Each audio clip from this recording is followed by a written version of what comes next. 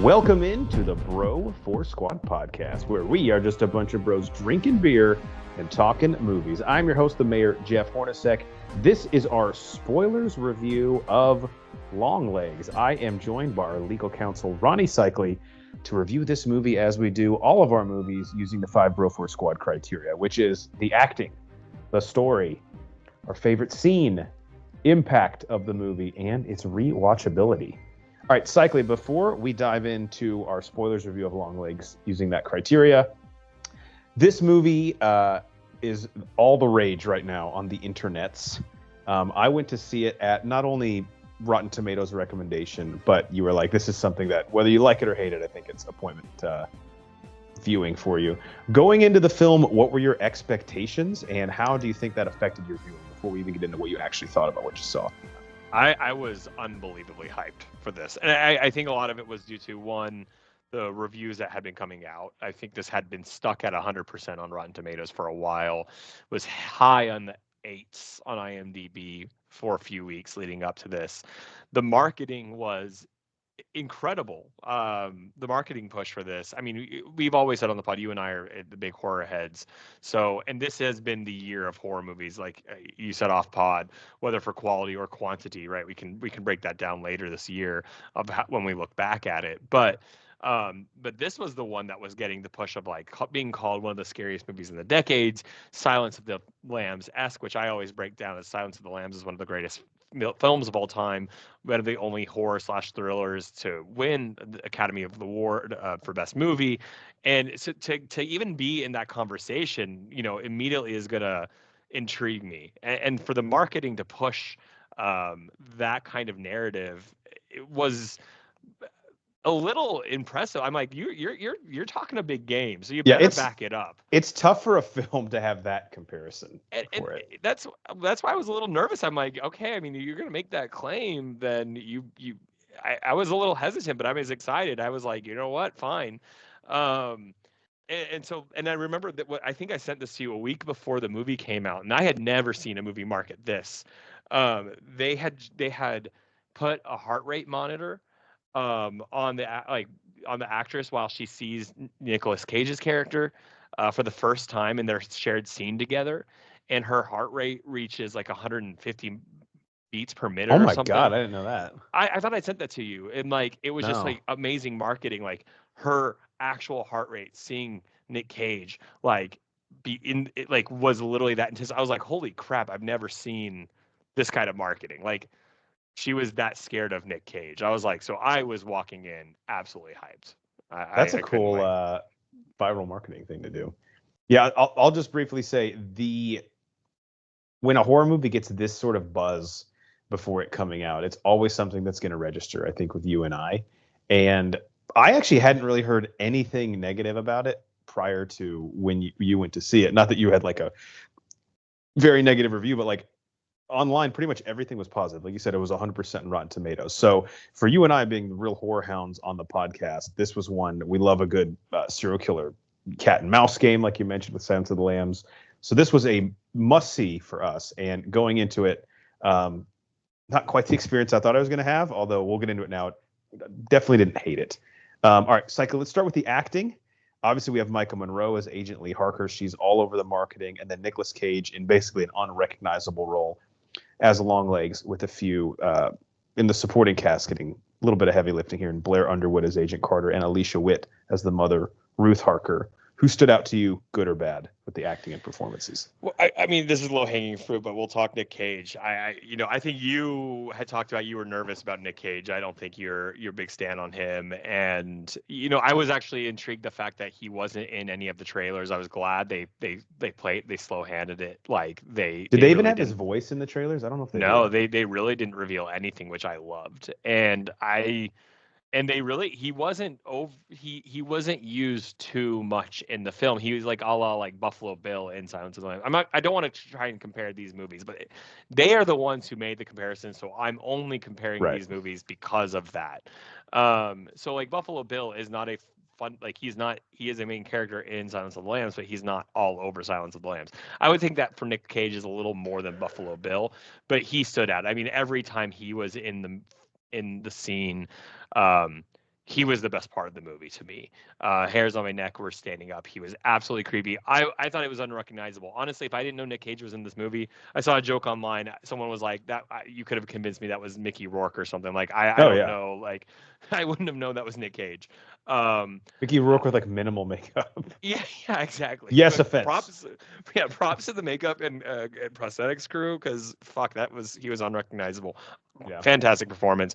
Blair Underwood, really great, believable cop, FBI agent. Alicia Witt was really eerie and creepy, like mother who just clearly was like had seen some shit, had mental issues that I didn't even question her motives the entire movie. She just seemed like a mom who had fucked with her daughter. And we'll take this to Micah Monroe's character, who I think this is where you and I might differ a little bit. I didn't mind her performance. I didn't take away anything from me. I didn't think she stood out, but it didn't take, like, I thought her character was meant to be kind of off-putting in the movie, in the sense of, like, was she on the spectrum? Was she scared, this fish out of water young rookie FBI agent who is on a case that's way over her head? She doesn't know how to relate to people. She doesn't know how to talk to people. She's isolating. She's cold. And so I actually found her performance representative of that. And it didn't take too much away from me. She didn't stand out though, but overall I thought cast wise that's one of the strengths of this film to me. The only thing I could relate to with Micah Monroe's character is that she also eats cereal at like 2 a.m, which is one of my favorite things to do. I love cereal for dinner late at night. Yeah. So Micah Monroe, I mean, I'm sure if we met in real life, she's a very sweet woman. But the things that I've seen her in, she's just been really bad. And I'll even put aside Independence Day Resurgence. I won't count her in that. But I've seen her in Tao, which is a movie that was a Netflix original that she was really bad in. And then I saw her in that Quibi show, Stranger, with Dane DeHaan, that actually got edited together as a movie. And she was really bad in that too. I haven't seen It Follows, which you mentioned is one of your favorite performances of hers. And I haven't seen Watcher, which is maybe some of her best work. But here, if she was doing what you suggested with her character, if that's how she was directed, that makes sense. I just felt like every scene that she was in, she just like slowed down the momentum and any of the kinetic energy of the film. Like she was just not adding anything to any scene. And she wasn't like overplaying the character who has like a social disorder, doesn't know how to interact with other people. I literally just felt like she was like apathetic towards like everything around her, which kind of made it tough to watch the whole movie through her eyes, because there's these really stressful things happening. And yes, there were moments where her character was like really panicked and scared, but like the whole time she's sitting with the FBI director, or Agent Carter, who was one of my favorite performances in Blair Underwood, I felt like she was like bored and like, just shut the fuck up. Let me go sit in a room and look at ciphers again. So I understand that's what she had to do, and we'll get into this in a second about whether maybe she was like possessed or under some sort of well, that's the thing, right? Like I think you end up being right. That's what sucks. Like I think in my optimism for the 2/3 of the movie, I was like, oh yeah, this is her character. And I don't 100% understand like her, but now I'm trying to think, did she act any differently in that, like that last scene where she was free? No, she was, that's why I think now she was like a zombie the whole movie on purpose, because she was possessed the whole time. One other actress I want to mention who I've seen, she's in a movie called Totally Killer that came out last year that I really liked. Kiernan Shipka, who played Carrie Ann Camera, the girl that she visits at the mental asylum. Mm-hmm. Just that one scene, but my God, that was pretty intense. Like that was a good scene. When she like slowly escalates her like anger and like threats towards Lee, but like doesn't emote in a way where she's like screaming at her. It was even more scary because she's like calm but threatening her very graphically. That was like one of those holy shit type scenes for me. It would kind of like embodies the scene. Yeah. Anything else like cast? You want to go to story? No, for the most part, that, like, again, I'll say that stood out as one of the things I really enjoyed about the film. Yeah, they sold the ambiance of it. For sure. Definitely a strength of this movie. All right. Story plot, according to IMDb. In pursuit of a serial killer, an FBI agent uncovers a series of occult clues that she must solve to end his terrifying killing spree. And cyclically, this is, of course, divided up into 3 chapters, essentially the 3 acts of the movie. The first 2 worked really well for me, and then the third act, obviously when the crescendo of the film happens and it gets a little supernatural. Things kind of go off the rails. But for me, the first two parts, like you said, I think executed perfectly all the things I love about a thriller cat and mouse serial killer movie. Zodiac did it so well as well, where it's you think that the cop or the investigator is making progress, but really they're just playing into the hands of the killer the whole time. And there's some really eerie moments that are embodied by that, which I'll get into in best scene. But that was to me where the real tension of the movie was. And then I know you and I are maybe different from a lot of people here, but once the supernatural element comes into play, I'm just inherently less creeped out by it. That just kind of takes me out of it. I'm like, I'm not really too concerned about this actually happening to me. However, a serial killer possibly being in my house does freak me the fuck out. What did you think about the story here? Well, yeah, let's start the story. Like, it is fantastic in the concept. Like, it's almost like, why do we not have more stories like this? Again, going back to like Silence of the Lambs. Like, sorry, why real are we quick. not... Another recent movie I was kind of getting vibes of was The Black Phone. Oh yeah. Remember with Ethan Hawke? Came out like 2 years ago. And I actually really enjoyed it, and that had supernatural themes, right? Like Yeah. that set. Then we'll get into this about like world building. Like that just set a rules on the world, and it didn't pull that out at the end. But Great point. I'm not like, I just want to say from the get-go, I am not against supernatural in my horror movies by any means. The First Omen might be our favorite horror movie of the year right now. Oh, by far, nothing's come close in my opinion right now. But just the idea of not just a killer, right? Like we love strangers, we love like Michael Myers, we love killers, right?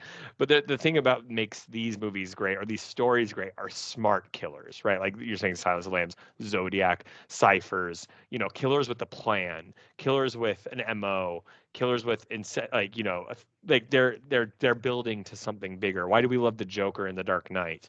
It's all part of the plan. And it's like we don't see it as the audience.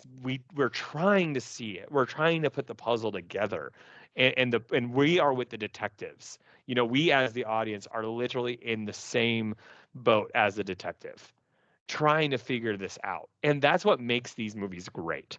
And that's why for the first two acts, I was loving this film. And I think why we love these films inherently, why crime thrillers are so fantastic, and why it's one of my favorite genres. So the story itself, again, I mean, it's very basic in its endpoint of, we have a serial killer who's basically hunting families that daughters have a birthday on the 14th, and the fathers are killing the families with an axe and then killing themselves, right? That's basically it. And then there's found letters with ciphers on the premises, and then this has been happening for decades. And the FBI is absolutely clueless, and they bring on a rookie agent who has some sort of intuition, and they don't know what it is, but she clearly has some gift, and yet the whole time you're thinking, like, what some sort of like, she is just a good detective. And I don't know if we want to go ahead and get into this why she is good at it, but that is the plot, and I love the story in itself. Yeah, correct me if I'm wrong. The occult part of it, is that known in the beginning of the investigation, like that there's some hints to Satanism? I think so, yeah. I think there's an idea about that, yeah. And I can't remember how long it took me to figure out that the opening scene. I mean, I had assumed it, but I needed confirmation just because the timelines matched up. But the opening scene, it took me a little while to figure out that was, or confirm that was Lee. But after you know that she essentially like is a quote unquote survivor of Longlegs, that's when, as the audience, you kind of start to piece together, like, all right, something else is going on here. For like a split second, I thought, is she in on it or something? Is it like a Departed situation where she's like, she met Longlegs when she was a kid? Maybe she was like, became a part of the cult with her mother, because obviously her mom, every time she calls her, it's like the weirdest phone conversation of all time. So yeah, the story for me, again, the reason I specify for the first two acts, once everything is kind of revealed and comes more into light, there's still a really great scene with the interrogation, but the supernatural element to me just kind of felt like, well, it's plot armor, like we can kind of write anything into this. Yeah, that's exactly what it is. Did you get any like Dark Knight vibes in that interrogation scene? Oh, absolutely. Yeah. Not only just the makeuping, but just where it's like, yeah, you technically have this. person like in handcuffs and in an interrogation room, but like really they're in charge of everything. Yeah, Like, exactly. He's like, this. I wanted to be here. right. Nothing's gonna happen. It's sort of the same thing in the Avengers when they capture Loki, where Thor is like, "What are you asking me to do?" And Nick Fury's like, or he's like, "Loki's a prisoner," and Nick Fury goes, "Then why do I feel like he's the only person on this boat that wants to be here?" That was Longlegs in that prison. Exactly. I love that. Yeah. All right. Are you good there to segue into best scene? Yeah. What is your best scene in this movie, Psyche? Psychely. Slikey. It's a little low hanging. I don't know. We talked about this, and that we always talk about opening scene needs to set the tone. Doesn't have to be the best scene, but in this movie, to me, this was the best scene because I at this point was still extremely optimistic. I was all in. I was kind of like, I've been looking forward to this movie for months now. I was so hyped up by everything, and this movie just starts off with the best like opening in terms of like what I was hoping for. Just absolute eeriness, creepiness, girl outside playing just like what is the noise like that Nick Cage like he brings this girl in like she's just like little innocent girl who's just intrigued by this noise. And doesn't it show him like singing in the car ride up there? Yeah, exactly. Which every time they did that was so fucking creepy. Yeah, he's so fucked up. And that's when we get the only time we get the mention of like, or why he calls himself Longlegs, I guess because he's tall and he's apologizing for being so towering over her. But it just at that moment it made me think of like, okay, that's the serial killer, and this is showing us how he lures in his victims. And again, it made me think of sorry for saying this for the 10th time, but like in Silence of the Lambs, when Buffalo Bill is feigning his injury and he gets that girl to help him in the back of the van. Like again, similar to Black Phone, when what Black Ethan Hawke Phone does. Exactly. Yeah. Like I love these scenes where you see the serial killer play something so innocent and silly, and like it preys on the innocence of the victim. I don't know if you've ever seen The Lovely Bones, directed by Peter Jackson. I have, but Stanley Tucci's character again does something similar in that to get Saoirse Ronan. So that's just always a creepy aesthetic. And then sometimes I like it because it's simplistic, but it's like that's what these killers do. Like they prey on like humanity of others. Exactly. These killers don't show up in these scary masks and like like what we think of like these horror movies like Strangers or Halloween. They're really just being normal people, or not. Nick Cage isn't normal in this movie, but you know what I mean. And they do that. So that was to me the creepiest scene, and really set the tone for the next at least first 2 acts for me. Yeah, that was a great one. Before I give you mine, I randomly thought of this scene, and I'm trying to think of the significance of it, and maybe I missed it. But the scene where Nicolas Cage goes into the, I don't know what it was, like a general store and buys like a pack of gum or whatever. And the girl in the store, I don't know if it was like a Home Alone situation where her dad really wasn't there, but she was like pretending like he was. What was the point of that scene? Just to give us more Longlegs and show how fucking creepy he was? Or was that like a girl he abducted later on, or was he buying something for one of his kills? I think he was just that creepy. That's how I took him. People don't like him in that town, or it made me think like he's been seen around that town. Didn't she say something like, "Dad, he's back"? Yeah, like it took me to mean like he's not a hidden figure in that town. Okay. Like if anyone like if a portrait got like what it did eventually get out of him, like people in the town know him. It's not like he's hiding. Well, yeah, and then when they arrest him just being at the bus stop. Yeah. It's like he was like trying to get out of town, but was like, fuck it. Yeah. That's how I took it. I was like, people know him and he's a creep. Okay. My favorite scene was actually the scene I jokingly referenced earlier, where Lee is, I think it's like right after she first gets assigned the case after her partner gets killed, which by the way, that was a pretty crazy fucking scene too. Yeah. And she is at home and just kind of like ruminating about what happened that day. And she just gets off the phone with her mom, which again is, you don't know the full details of their relationship, but that conversation in and of itself was just a little bit unsettling. And then she sees someone this outside of her house, and she, of course, panics, grabs her gun, goes out to hunt for them. Then we, as the audience, see someone behind her inside, sort of giving me OG Strangers vibes. Then she goes back in and finds the birthday card. and the cipher on the back that she decodes. And to me, that was probably the scariest the most scared that I felt in the whole movie. Because number one, it establishes and confirms that no matter what progress she thinks she's made on the case, she is 1 or 2 steps behind Longlegs. He's monitoring her. He knows things about her that like she was unaware of, like her birthday and like the pertinent information.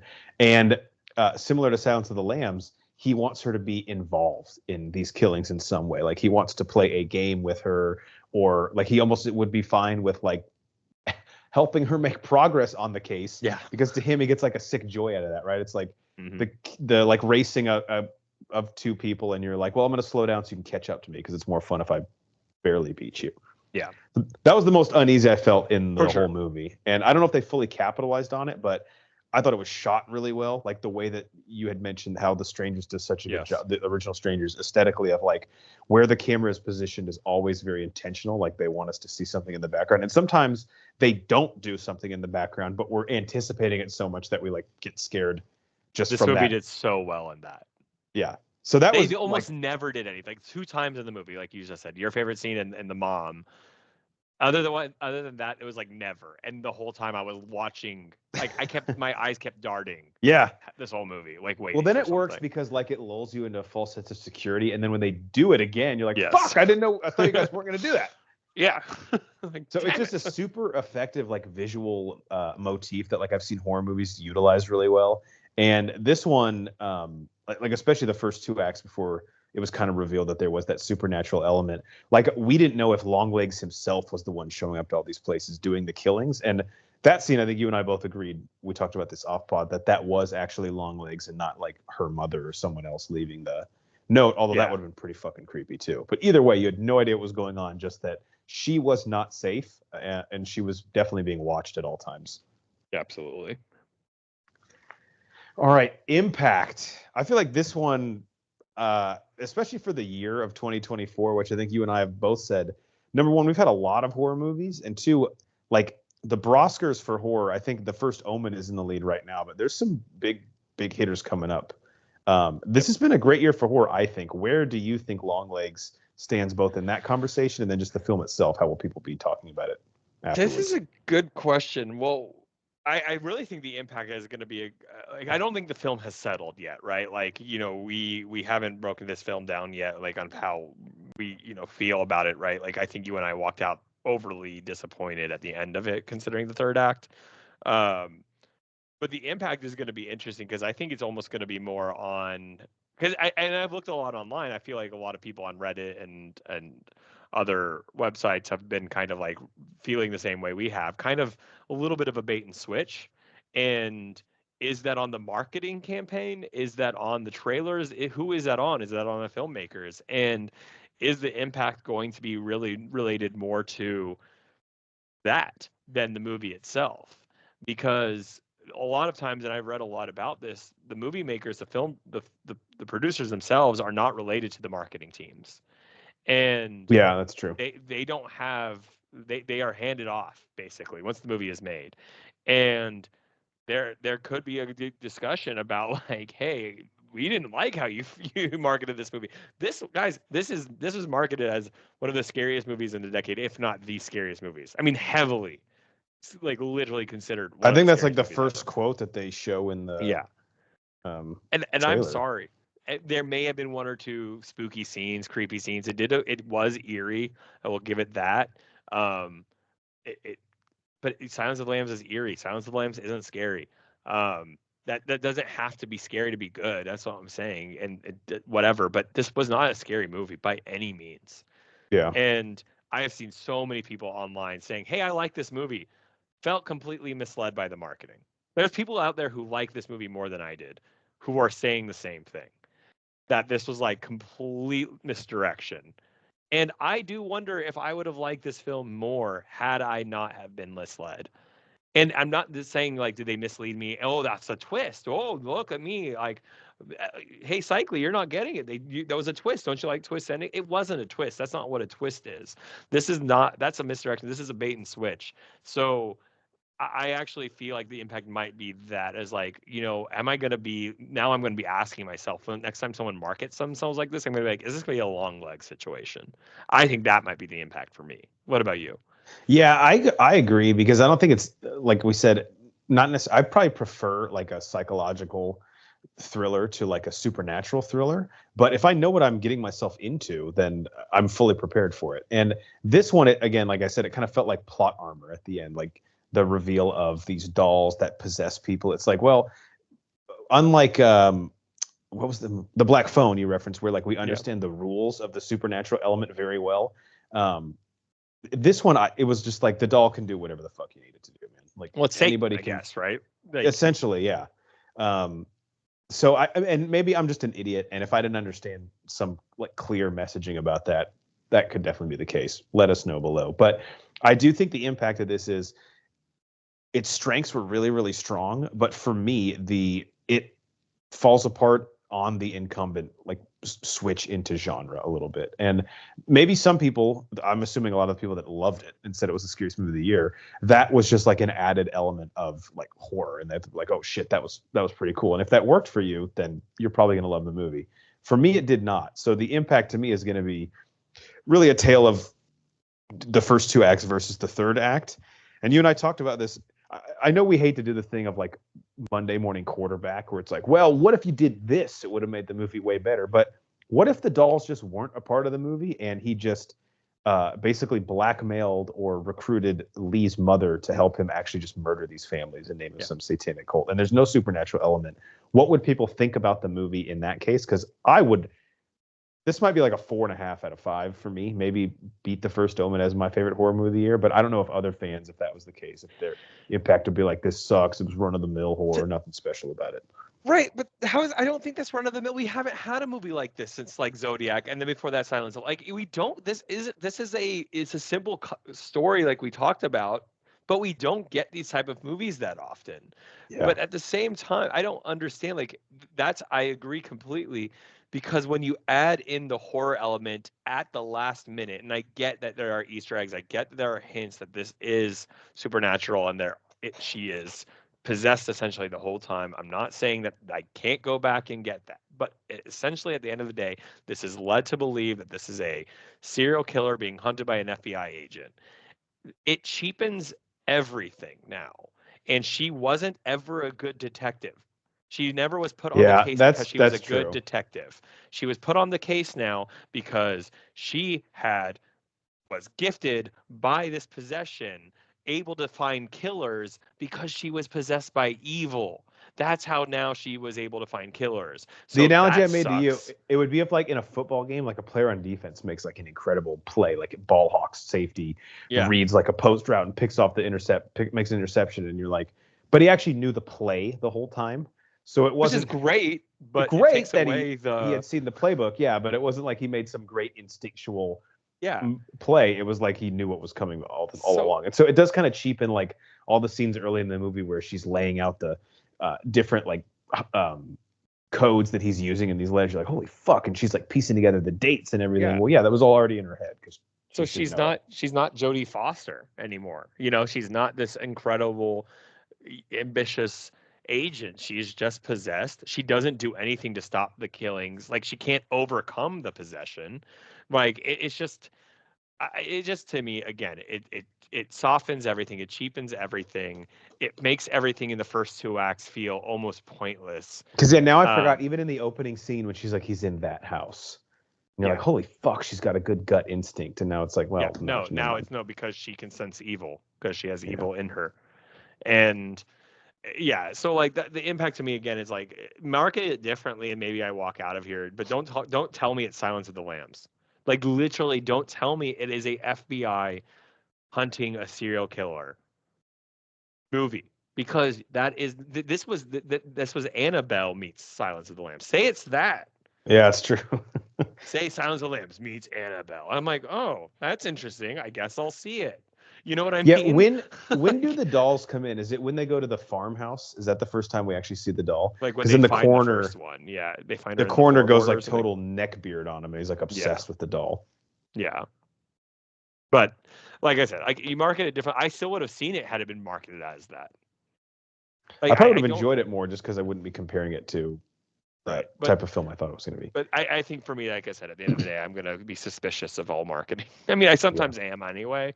But yeah, They have a job. It's to get us in the theater, and it worked. and they did.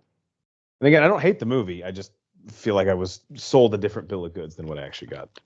All right, last one cyclically is rewatchability. So I guess it could be twofold here.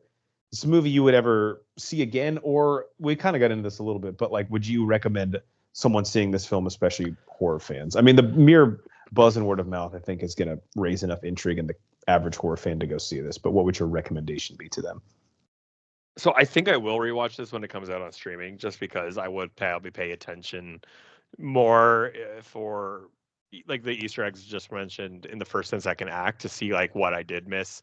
That because I can definitely assume there are things that foreshadowed the possession, and I especially want to see like her supernatural. conversations with her mom again. Yeah. And so I would like to see that, to be like, oh well, hey Ronnie, you clearly did miss that. That's really on you that you didn't realize this was a supernatural film. Dumbass. Yeah, like you idiot. So I will rewatch this. I'm not, and again, I think the performances and the cinematography, the film itself warrants a rewatch, and it has a good runtime. Like it's not a long film, like Which an you know hour I 40 love. minutes. Yeah. Yeah. So I didn't hate the film in the sense of like, oh, I'm never rewatching that. That's a terrible. Like I enjoyed it enough. I think it's well produced. It's well made. So I will rewatch it. Now, when I recommend this to other horror heads, I think it depends on the person. There are people out there who prefer supernatural to realistic, than say you and I enjoying realistic to supernatural, and to those people, I would recommend it. I know people out there who already I disagree with certain horror movies on, who would prefer this movie, I think, over me. So I think I really would, depends on the person. And there's like you, I probably wouldn't have recommended to you other than, hey, you should watch it because everyone's talking about it, and I really want to talk to you about this movie, so I'm going to make you go watch this. But I had a feeling I knew how you would feel about it. Yeah, I guess it just depends on like what you typically find creepy or like makes you uneasy.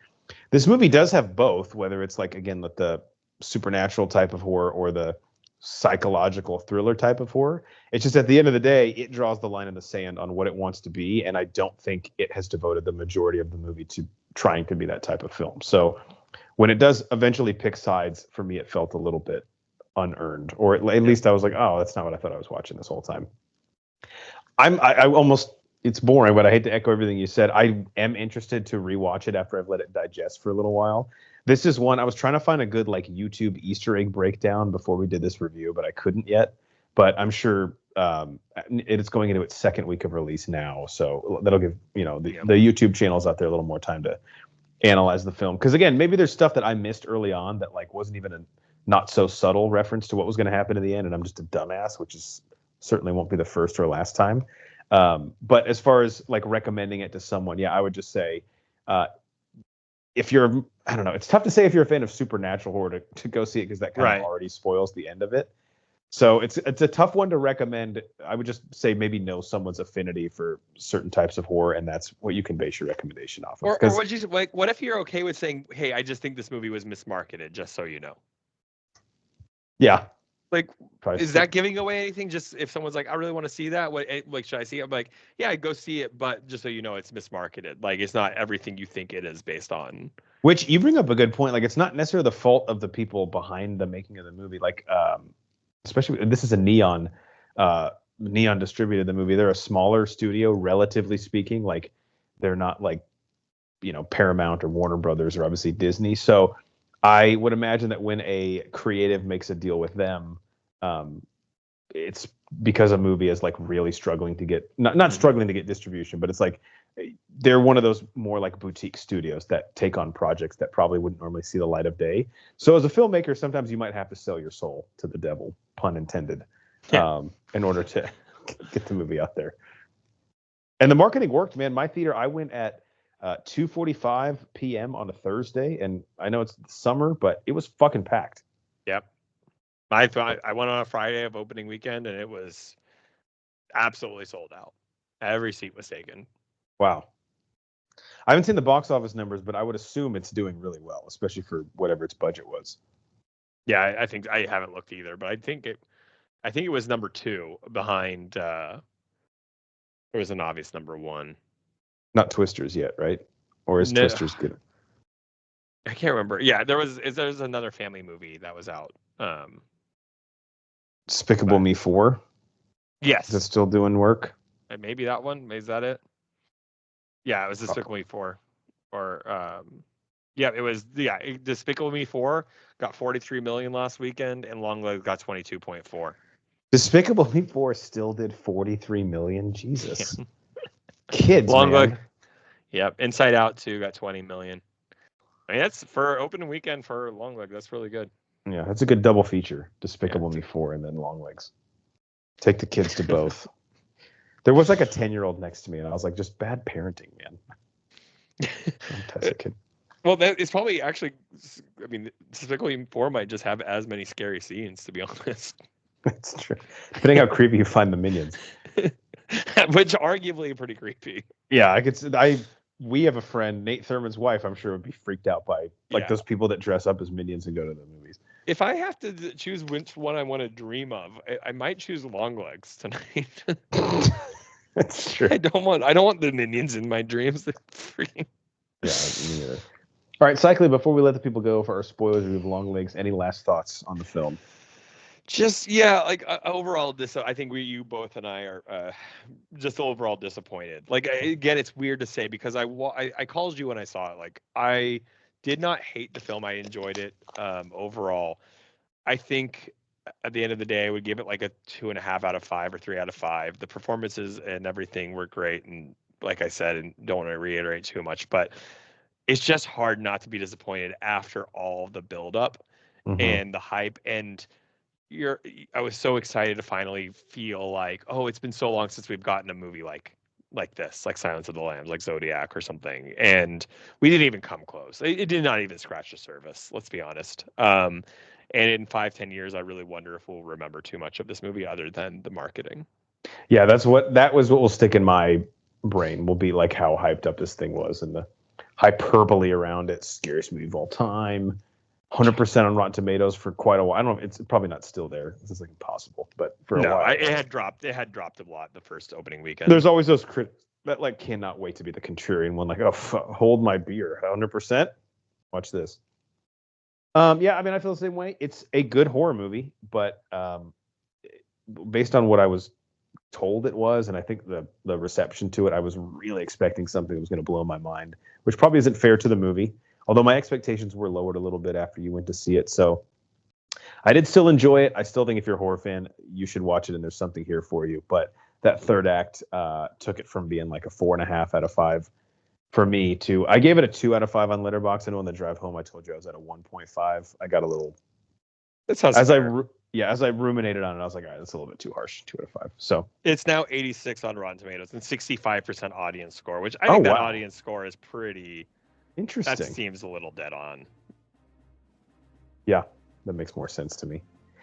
Yeah, I was wondering. I mean, assuming I guess you would just cite whatever's more, whatever's higher as the marketing, but that audience, the 100% was probably the critics at first that they were publicizing. Yeah. But again, you're going to take whichever one is higher and throw that in the marketing. Oh, always.